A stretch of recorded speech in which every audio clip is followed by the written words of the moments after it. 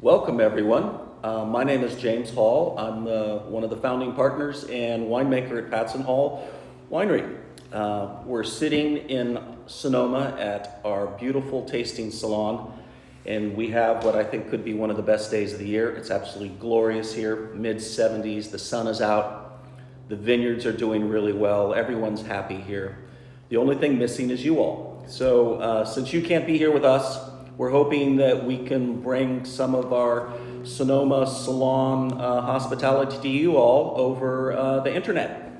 So what we'd like to do is have a question and answer flow to this. So if you have any questions you want to send to me, there's a little question mark button in the lower right hand side.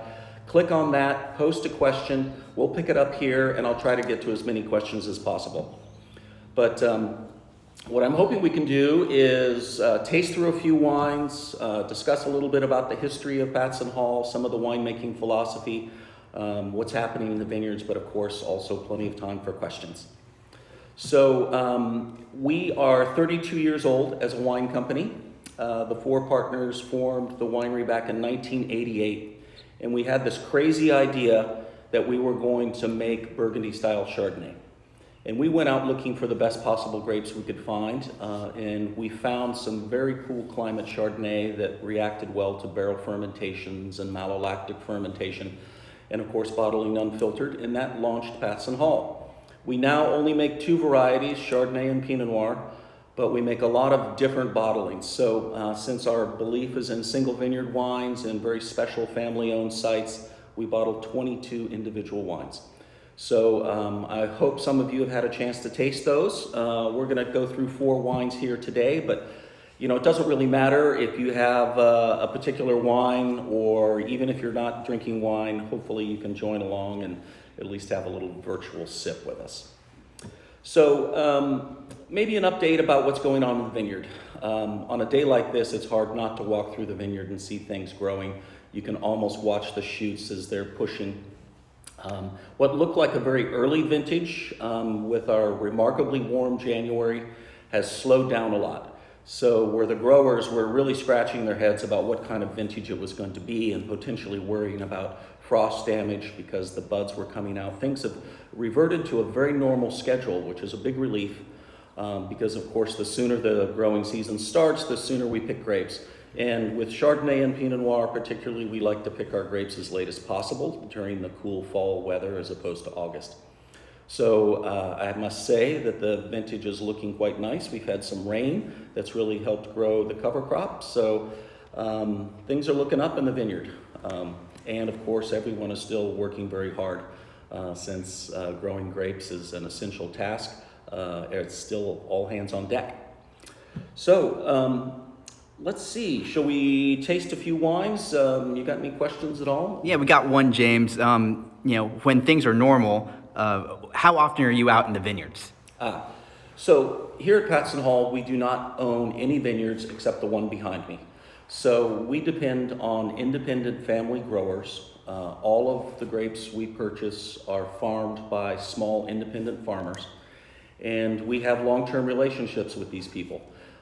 Generally, they are either multi-generational farming families, or they hire a professional farm company to farm for them. So I try to go to the vineyards every couple of weeks during the key parts of the year. And then of course around harvest, try to go 2 or 3 times a week.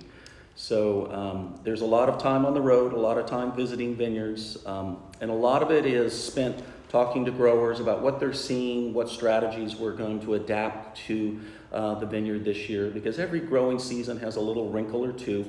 And so it's very important that everyone be on the same page, particularly about when to do specific operations. So it's one of my favorite parts. I get to drive around Sonoma and look at beautiful vineyards. So for those of you that are just joining us now, my name is James Hall. I'm the winemaker at Patz Hall, and welcome to our virtual wine tasting. So since we're tasting, let's get to it. So I have 4 wines here, and I thought we would start with our Sonoma Chardonnay.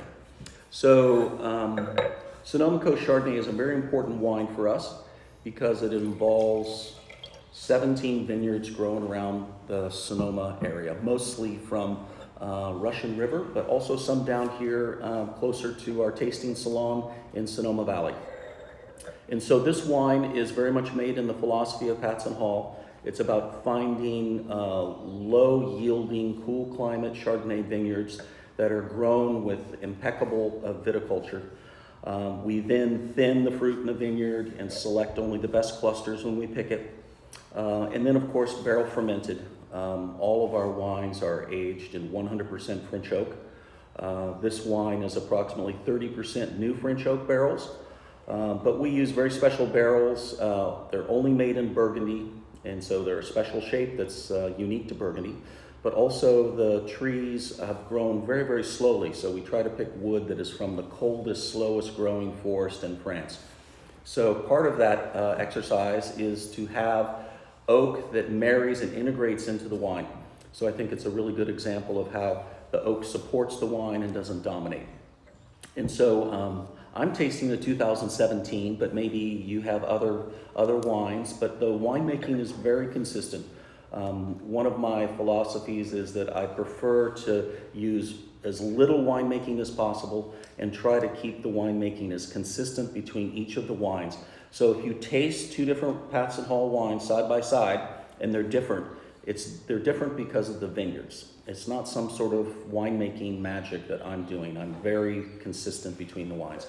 And so that includes our Sonoma Coast, which is our introductory wine.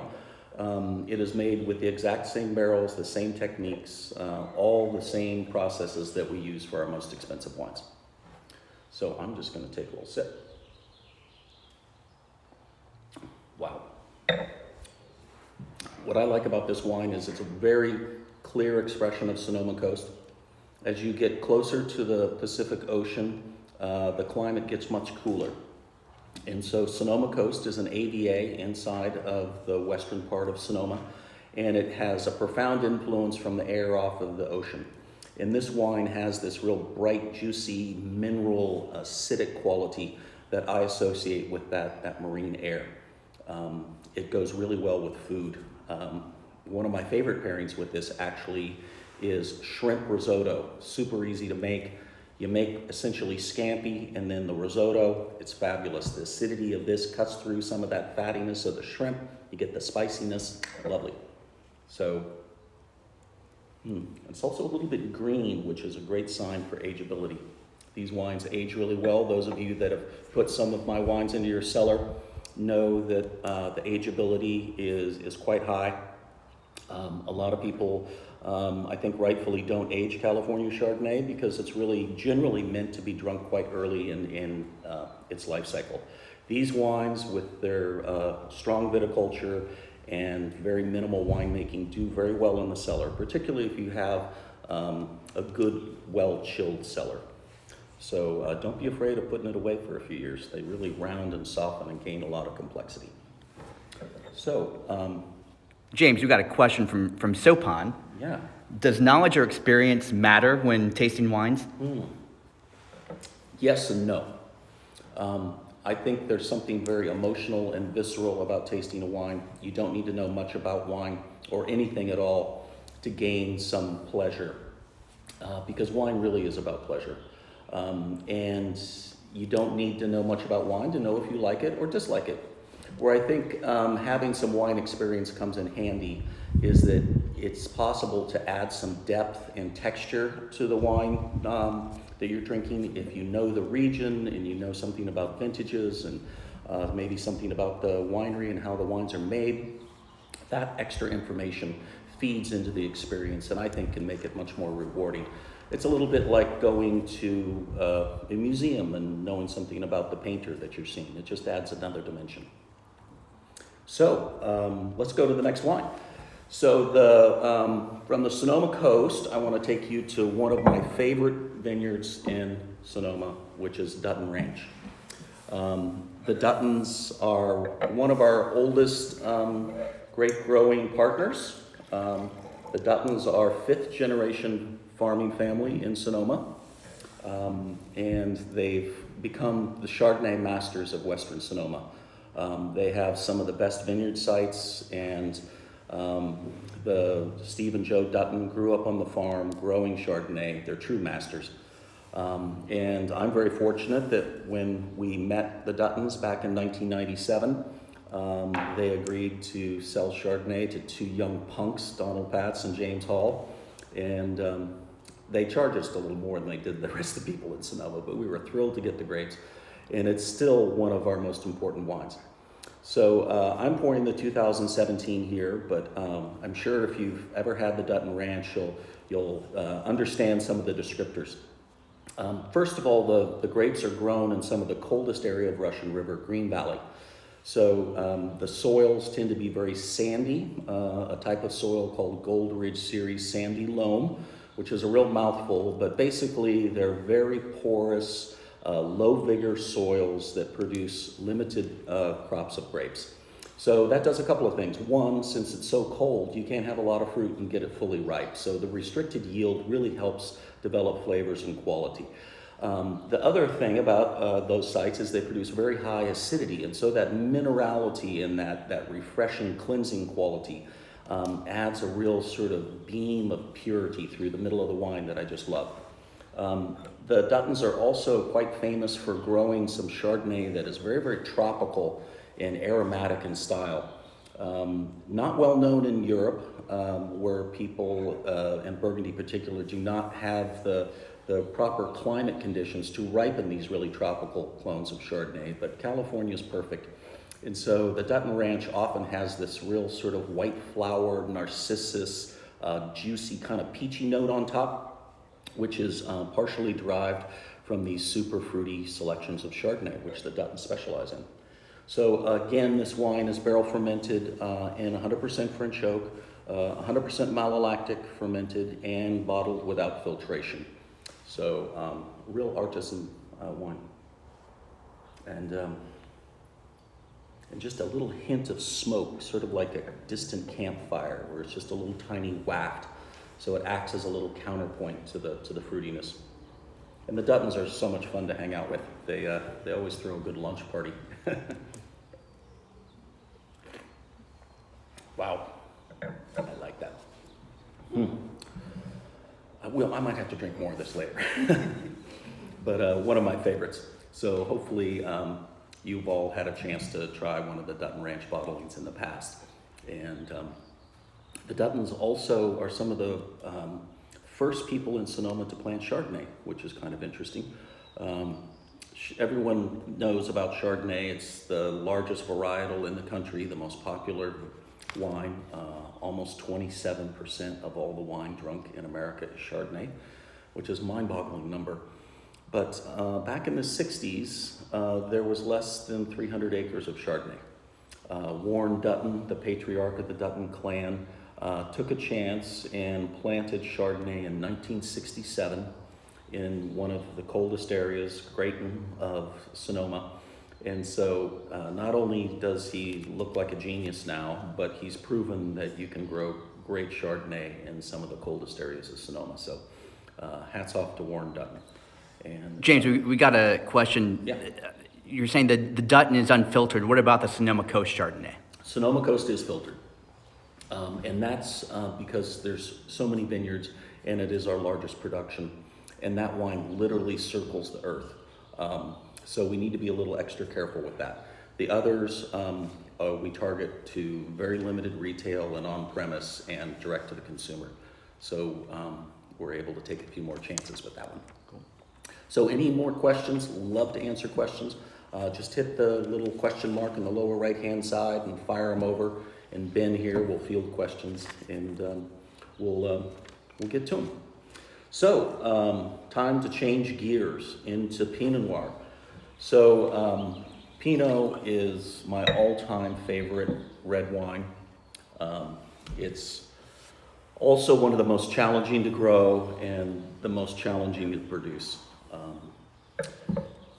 Pinot evolved in Northern Europe in Burgundy, and it's so far north in Europe that the growing season is extremely truncated. And Pinot Noir evolved to thrive in these very marginal, cool climates. When you try to grow Pinot Noir in areas that are too warm, the grapes don't really survive with real Pinot character. The acidity is burned out of them and there's not a lot of color and they lack a lot of varietal character. So one of the issues of growing Pinot Noir in California is you need to plant it in the coolest areas. So the Sonoma coast fortunately has the very cold Pacific Ocean, which feeds the cold air and fog through these vineyards, which allow us to grow Pinot Noir. We have one of the longest growing seasons of any Pinot Noir region in the world. We start quite early, this year even earlier than normal. But what we have is every day, with very few exceptions, the cold air off the Pacific starts in the afternoon, and we have this big fog bank that comes in and bathes the area in very cool, cold air. And so that persists overnight, and then during the morning when the fog is burned off, it heats back up. So that difference between the nighttime temperature and the daytime temperature is called the diurnal shift. And it's very important for Pinot Noir to have a nice, firm difference between the morning and the afternoon. So Sonoma is perfect for it. This wine, the Sonoma Coast, is 18 small family vineyards. People like the Duttons, Gap's Crown, Jenkins Ranch, John Catalini, Durrell Vineyards, Parmalee Hill. A lot of names that we use for our single vineyards also grow grapes for this. So even though this is our AVA wine, really the big brother to our Sonoma Coast Chardonnay, again, this is made with the same quality of grapes and the same winemaking techniques that we use for all of our single vineyards. So this is not a second tier by any means. So what I love about Pinot Noir is that beautiful spicy nose. It's like a cross between some crazy spice box and chocolate and wet earth and sea breeze and wow, very, very complex. One of my favorite things about Pinot Noir is that it can be floral. It can smell like carnations or dried roses without being particularly fruity. There's fruit there, like maybe some cherry or cranberry, but it's much more complex and much more layered. And so this is a great wine to put into your cellar in 3 or 4 years. The tannins have softened, the aromas have gained a few more notches of complexity. Really worth putting in the cellar. So, James, we got two cellar-related questions. Okay. One from BMAC 3034. What are some tips for beginners who are looking to buy and age Pinot Noir? Well, first, try a bunch and take some notes and go back and see what style you like. There's sort of the Meiomi style, which I would call not very Pinot Noir-like. They label it as Pinot Noir, but it really drinks much more like a table wine, a red table wine. And then on the other extreme are wines from New Zealand or Burgundy, which tend to be much leaner, higher in acidity, much more mineral, not a lot of fruit, very, very tense. Maybe try some wines from Oregon, try some wines from Sonoma, a few producers, and through the different price categories. And then circle the ones you like, and then go out and buy a few of those. And if you find a wine you like, buy 3 or 4, 5, 6 bottles and put it into your cellar. And every 6 months or so, pull a bottle out and taste it. And if the wine is getting better, don't drink another wine for another 6 months. If it's tasting great, go and finish the case or the half case over the next few months. One mistake a lot of people make is they buy too much wine in the beginning and not enough later. It's important to have a consistent buying strategy. So if you find producers you like and specific vineyards you like, buy a few bottles of that wine and then wait for the next year and buy a few more. Joining a wine club is a great way to be exposed to a lot of the wines that you don't find in the retail market. If you find a producer you really like, the wine club's a great chance to look behind the curtain and see some of the very limited production wines that they might produce. And try to come up with a list of 10 or 12 producers which you really like, and then cherry pick and buy and build a collection. The mistake I see a lot of people make is they spend too much money in the beginning on very expensive wines that they're then afraid to drink. They feel like they've invested too much, and Wednesday night's not good enough for a William Cellium Pinot. You want to make sure that you buy wines for drinking, not for collecting. So sometimes it's better to buy 2 bottles of something that's less expensive as opposed to some big trophy. Personally, I love pulling the trophies out, but I have to be careful about buying too many of them. So you want a nice selection, and not too many trophies, not too many Wednesdays. So it's a long answer. And then a second related question from Worldwide Wine Guy. Is there a rule of thumb to determining a wine's ability to improve with age? That's a tough question. Yes, there are some objective standards. One is the elusive balance. You want to have the correct ratios between acidity and tannin. Color can also help, determine whether it's got the ability to age. But certain wines seem to be immortal, and other wines that you think would age forever fall short. There is definitely a sense of mystery around which wines age and which ones don't. Of course, tasting older vintages and reading about particular estates, you can glean perhaps which ones were intended to age a long time. I do caution people not to age their wines too long. I get asked a question at every tasting, how long should I keep this wine? I prefer to drink wines after 3 or 4 or 5 years. If you keep it 10 years, that's great, but remember that's 10 years of time in your cellar that you might have been able to put 2 wines in that spot instead of 1. And also at the end of 10, is it really going to be a better wine than it would have been at 5? Sometimes yes, oftentimes no. And I see a lot of people aging their wines too long. So keep it fresh. Don't be afraid to open the bottles. And if you open a wine and don't drink the whole bottle, one great indicator is if it tastes good the next day. If the wine is still fresh and vibrant and fruity and delicious the next morning, or I don't do much morning drinking, but next afternoon, evening, that's a good indication that it's going to age, because of course it's been in a low bottle all night. So that's kind of rapid aging right there. So if you were thinking about buying a case of wine, just leave a little 2 fingers in the bottom and taste it the next day and see if you like it better. If you do, it's worth aging. Cool, so I love this pace because I'm a fast drinker normally. Wow, I like that Sonoma Coast.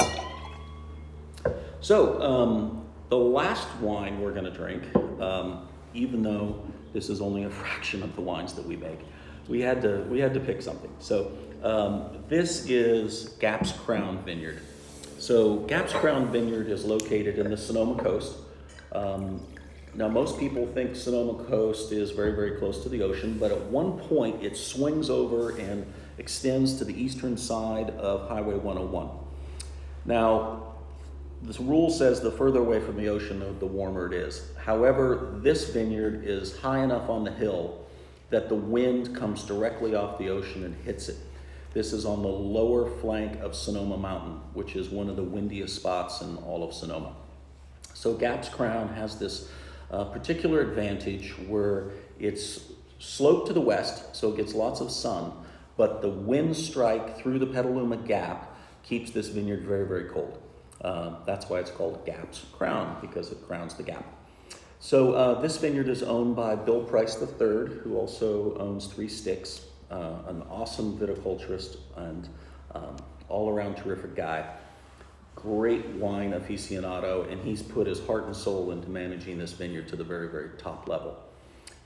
I've been making a single vineyard wine from this since 2007, and I don't know if I want to tell you this, but I think we have the best block at Gap's Crown. Don't listen, Bill, because you have enough grapes from Gap's Crown for your brand. You don't need mine, but it is the best block. It's planted to a Dijon selection of Pinot Noir, clone 667. This is a particularly small, berried, intense Pinot Noir clone. Tends to make a wine that is very tannic, very full-bodied. This wine does need some age. When we release this wine, it can often be a little primary and a bit young. a couple of years in the cellar to round the corners off is well rewarded. This wine also is very curious, and it's got sort of a fine herb note to it that reminds me a little bit of tarragon.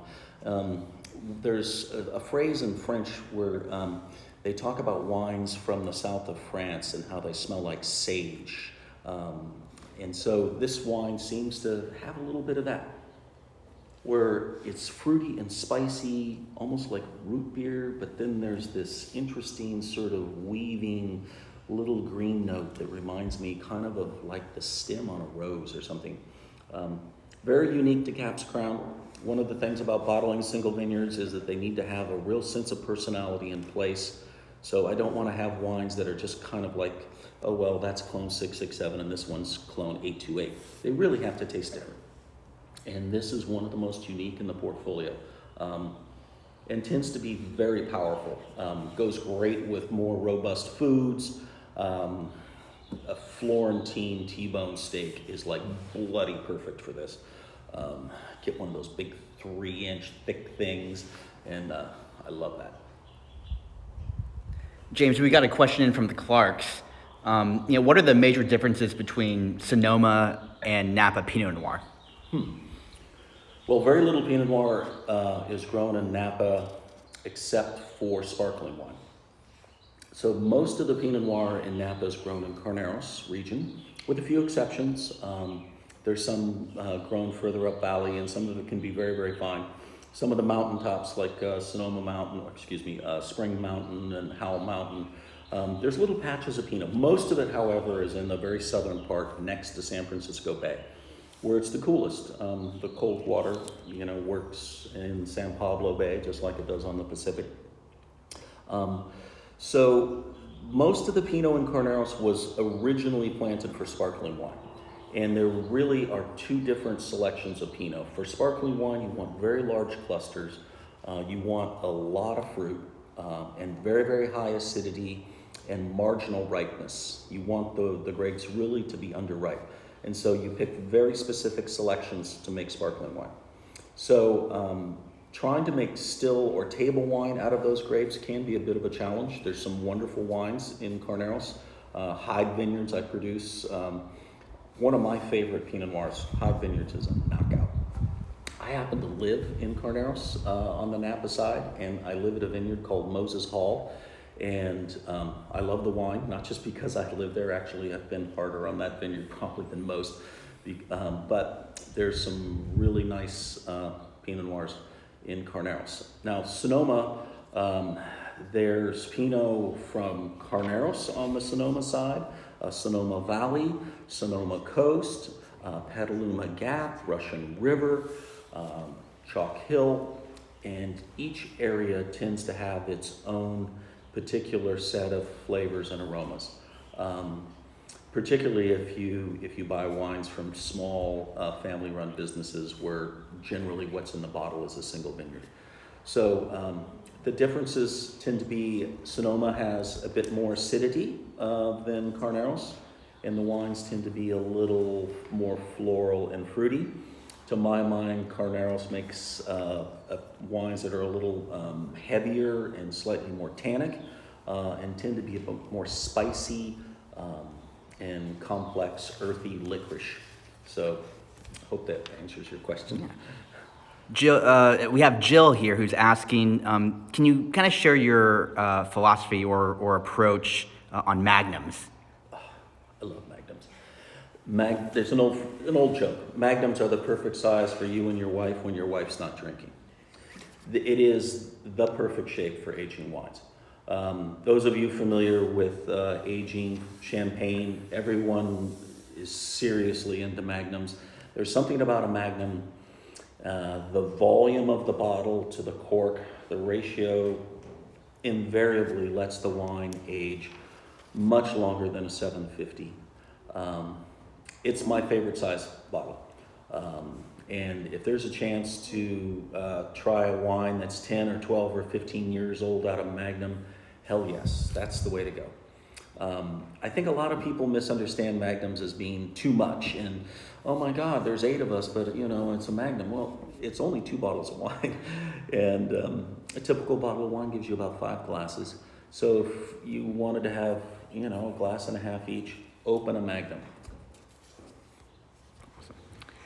See, Jessica here is asking, did you always know that you wanted to be a winemaker? No, I didn't. I was an anthropology major at UC Santa Cruz, and I was working at a real high-end restaurant named Hillary's, and it was during a food phase called Nouvelle Cuisine, which was an excuse for lots of knives and forks and small portions. But what the restaurant did have was a great wine list. So it had vintage champagne, it had Grand Cru Burgundy, it had first growth Bordeaux's, it had a great list of California iconic producers. And so this was 1979. And so as I started to be exposed to some of these wines, I realized how fascinating it was to smell them and try them with food. And it never occurred to me that that's something I could do as a career. And as I started into the end of my sophomore year, I had a little heart-to-heart talk with my father about how I wasn't really jazzed to be an anthropology major. And he reminded me of the fact that if you're a UC student, you can transfer between UC campuses and they give you preferential admission. So I went to the library and I pulled all the catalogs of all the UCs out. And I pulled the UC Davis catalog out and I flipped to the section of food science and realized there was something called a viticulture and enology degree. I almost fell out of my chair. It's like, you mean you can get a degree in viticulture and enology? Yes. So transferred to UC Davis, attended the program, and that's what really launched me on being a winemaker. I absolutely love my job. It is so much fun, and it's a lot of hard work, but certainly glad I made the change. We got another question about the 2019 vintage. Mm-hmm. What are your thoughts on it, and in particular, were there any impacts from any sort of fires? So 19 turned out to be a very good vintage. 17 we had the devastating fires that were so traumatic for many, but all of our grapes were picked in 17 before the fires came in October. So from a winemaking point of view, our wine saw none of that impact, even though emotionally it was horrific. 18, there was a lot of smoke, but again, all of our grapes were in the barn. So 17 and 18 were really very, very smoky in the fall. Some of the late Cabernet producers, particularly the ones on Howell Mountain or Mount Veeder that really struggled to get their grapes ripe, even in a normal year, might have faced some problems. But it's very hit and miss. 19 was a solid year. We had a very wet winter, so everyone was jazzed by the fact that we had lots of rain and snow. Really, I want to say record for the last 5 years, but records need numbers. I just know it was a lot. So the vineyards were luxuriant with cover crop and grasses, and the vines grew very, very well. They were clearly loving it. And then we had a series of warm events, but towards harvest, things cooled down, and it was a very orderly, calm vintage. So I hesitate to characterize the vintage as being kind of low stress, because it's never low stress, but everything went really smoothly. The only problem with the 19s is that we're going to sell them during these challenging times, and I don't know what the economics are going to look like, but the wines are terrific. James, we got a question from Steve about the grapes behind you. Where did the grapes from that vineyard go? This is one of my favorite blocks of grapes, because when we opened the tasting room here, I wanted to have a little vineyard experience where we could take people out in the vineyard and show them all the different clones of Chardonnay. So what's right behind me is a library block, and I've taken cuttings from almost every vineyard that I make Chardonnay from and planted them in rows. And so you can see the difference between Hyde Wente and Clone 809 and Robert Young and Clone 76, etc. Now, we haven't developed that program, so if you come here, please don't ask to go see the vineyard, because our legal team said, oh my God, you can't take people into the vineyard. They're going to stub their toe. And oh my goodness. So that block, I've spent months and months trying to get all these different selections in there. So thanks for the shout out, because that's the only time anyone's ever going to hear that this is a library block and how cool it is. So thanks for the question. All right. James, next question. Would you describe Patz Hall as more of a New World or Old World style of winery? Well, Old World sensibility, New World functionality. Old World, in this sense, respect for the terroir and the vineyard, the belief that a great vineyard does not need a lot of winemaking, that it's more of a shepherding, it's more of a helping process. It is not it's not like, you're not a sculptor, you're not making the wine, you're helping the wine make itself. Also the belief that wines can age when they're properly made. My wines age really, really well, and that's certainly a standard which is extremely important in the Old World. New World wise, I believe in science, and I use lab work to look at the wines. I taste a lot, but also viticulturally. We're at a really interesting time in Sonoma because we've grown so quickly here. The Pinot Noir business in Sonoma is less than 50 years old. So what a lot of people in Sonoma have done is drawn from different viticultural traditions all over the world and synthesized it into a particular kind of California style of growing grapes. So in that sense, we're very New World. We're willing to adopt other people's practices. After all, classic traditions at one point were innovations. We don't make wines the way the Romans used to. And so I believe that getting the innovation balanced with the tradition is the key to making a great wine. So the wines are very New World style. They're fruity. They have what I would consider, that precocious New World likability. But I also travel to Burgundy a bit and take them and pour them for people in Burgundy, and they like them. And so I think there's a universal nature to some of these wines. So I guess it's kind of a foot in each camp. James, we've got actually several questions here asking about the oak program. Can you talk a little bit about your oak program and kind of explain your seasoning process for the barrels? So barrels, all the wines are aged in French oak barrels. I alluded to this earlier. We buy barrels from various coopers, and they're all Burgundy coopers. But where the trees are grown is very important. The typical tree for a French oak barrel is grown in a government-controlled wood forest, controlled by the French government, planted by Napoleon III. So most of the trees are between 100 and 150 years old. They're very sustainable. They have a very elaborate system for how they manage their forest. And so there's more French oak trees growing now than there were in the 50s. And so the French have taken this very, very seriously. So I want to buy barrels from sustainable forest that are well maintained. The other thing about a barrel is how the wood is seasoned. So when you cut down a tree and you form the stave, it's a very square piece of wood, and you can't make a barrel out of that until it's been seasoned. And so the minimum time you can season a stave and have the barrel actually taste decent and can be formed and bent into a barrel is about a year. Most coopers would age their wood for approximately 18 months. And during that seasoning, there's rainfall, there's sun, there's microbes growing on the wood.